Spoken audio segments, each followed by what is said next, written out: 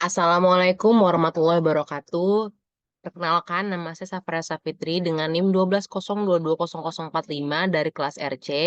Di sini saya akan mempresentasikan terkait pembangunan wilayah berdasarkan pendekatan klaster dengan dosen pengampu Bapak Asirin STMT.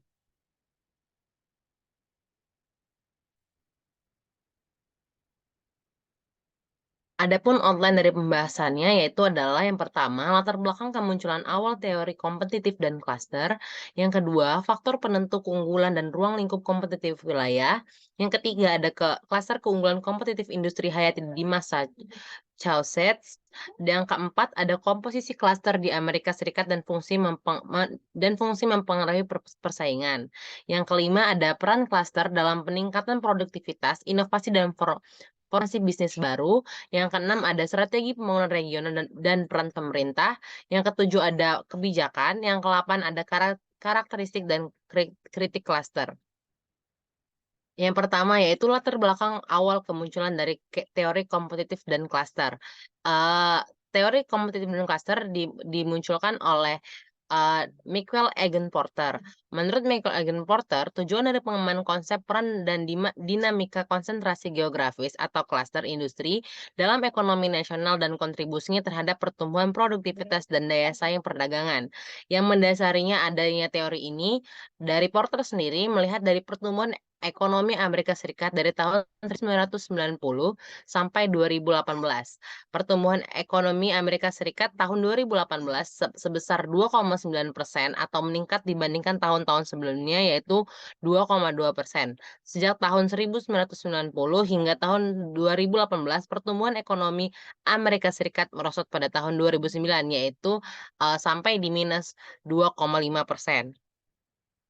Menurut Porter, faktor penentu keunggulan dan ruang lingkup kompetitif wilayah adalah ada tiga, yaitu keunggulan secara mikroekonomi, keunggulan secara makroekonomi, dan faktor endowment.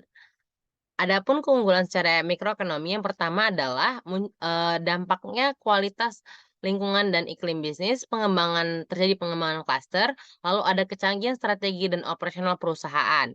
Dan secara keunggulan secara makroekonomi, terdapat kebijakan moneter dan fiskal, lalu ada pengembangan manusia dan kelembagaan politik yang efektif.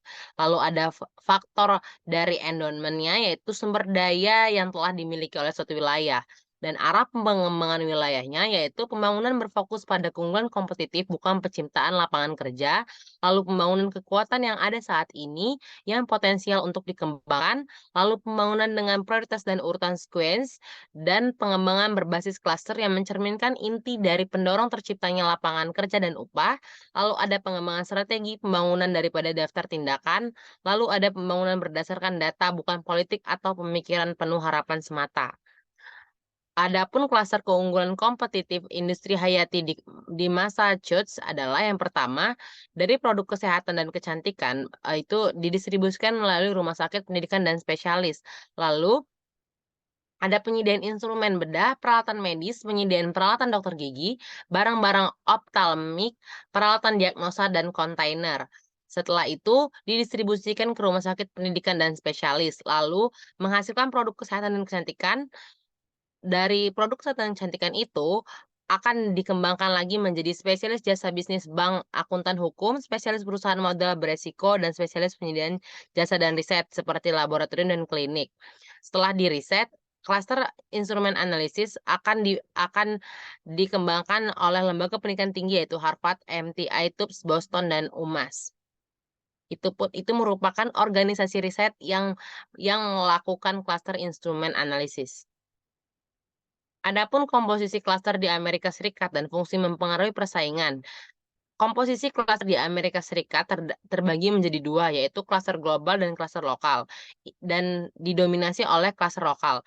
Apa sih klaster global itu? Klaster global melayani pasar nasional dan global dan mudah terpapar kompetisi dengan wilayah dan negara lain. Sedangkan klaster lokal melayani pasar lokal, sedikit terpapar kompetisi dengan wilayah lain di dalam negeri maupun luar negeri. Klaster pun mempengaruhi persaingan dengan memperkuat bagian Potter's Diamond. Adapun meningkatnya produktivitas, meningkatkan kapasitas peserta klaster, dan merangsang pembentukan bisnis baru. Dan tiga hal tersebut bergantung pada hubungan pribadi, komunikasi tatap muka, dan jaringan individu atau lembaga. Selanjutnya, peran klaster dalam peningkatan produktivitas inovasi dan formasi bisnis baru. Adapun klaster dan produktivitasnya yang pertama, ada akses ke input dan karyawan khusus, yaitu ada akses informasi, akses ke institusi dan barang publik, intensif dan pengukuran kinerja, dan komplementaritis. Dari kelima klaster dan produktivitas tersebut, dapat disimpulkan bahwa akses merupakan hal yang penting untuk meningkatkan klaster dan produktivitas. Dari 5 klaster dan produktivitas tersebut, memunculkan klaster dan formasi bisnis baru, yaitu dengan cara bujukan dan kita juga dapat melihat lewat peluang. Dan dengan adanya klaster dan produktivitas, serta ada klaster dan formasi bisnis baru, memunculkan klaster inovasi, yaitu perusahaan-perusahaan dalam sebuah klaster seringkali dapat lebih jelas dan cepat memahami kebutuhan pembeli baru. Perusahaan dalam sebuah klaster dapat bereksperimen dengan biaya lebih rendah atau menunda komitmen besar yang sampai ada kepastian yang lebih besar bahwa produk dan proses atau layanan baru akan berjalan dengan baik. Pembangunan regional dengan pendekatan klaster. Pembangunan regional adalah peningkatan keunggulan kompetitif perusahaan klaster dan ekonomi nasional dalam pasar internasional. Yang pertama ada pengembangan keunggulan nilai wilayah, pengembangan kekuatan unik yang dimiliki, pengembangan untuk mencapai dan memelihara keseimbangan dengan wilayah sekitar, penentuan prioritas dan urutan pengembangan merupakan hal yang fundamental untuk pengembangan ekonomi wilayah. Dari keempat poin tersebut, itu bisa dilihat dari keunggulan, keunikan, keseimbangan, dan reputation. Adapun kebijakan dalam analisis klaster yang pertama, dari klaster tersebut mempengaruhi kebijakan yaitu promosi ekspor, pengumpulan dan penyebaran informasi ekonomi, reformasi regulasi, promosi investasi asing langsung, dan kebijakan iptek, serta adanya pengembangan faktor spesialisasi dan kecanggihan. Dan dari, penjelasan terkait analis dari teori klaster sendiri, dapat kita lihat karakteristiknya. Yang pertama ada pemahaman daya saing, fokus menghilangkan hambatan, struktur mencakup semua klaster, lalu ada batas klaster yang sesuai, keterlibatan peserta dan lembaga, kepemimpinan sektor swasta, hubungan personal, visi menuju tindakan, serta kelembagaan. Adapun kritik dari teori klaster sendiri, yaitu yang pertama tidak menjelaskan apakah dan bagaimana daya saing dapat bersifat teritorial dan didefinisikan dalam istilah lokalitas, wilayah, atau negara. Lalu, peningkatan produktivitas sendiri sebenarnya dapat mengakibatkan hilangnya pekerjaan dan dampak yang merugikan bagi ekonomi lokal dan regional. Yang ketiga, model universal seperti klaster hanya dapat berfungsi jika disesuaikan dengan konteks lokal dan regional tertentu.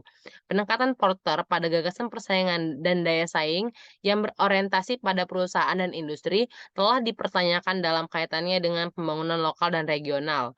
Lalu, yang kelima, evaluasi kritis terhadap bukti dampak aktual dari kebijakan klaster pada pembangunan lokal dan regional masih terbatas.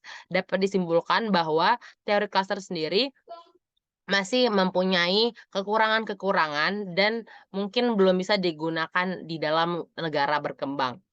Sekian presentasi dari saya akhiri. Wassalamualaikum warahmatullahi wabarakatuh.